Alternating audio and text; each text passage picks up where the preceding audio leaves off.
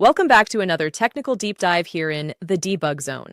Today we're tackling a big question and breaking it down with insights from other users. Hopefully this clears up some misconceptions and helps you get the answer you need. So buckle up, stay a little curious, and let's jump right in.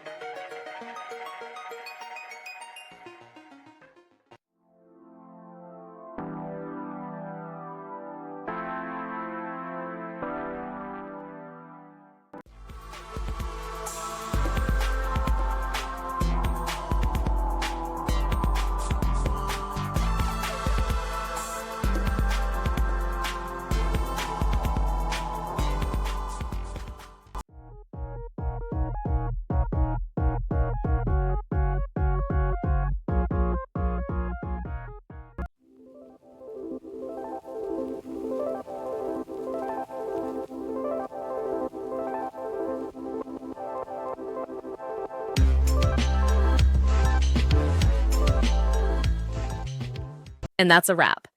I hope you found the answer you were looking for. If you did, take a second to hit that subscribe button. It really helps out. And let me know in the comments which solution worked best for you. See you next time in the debug zone.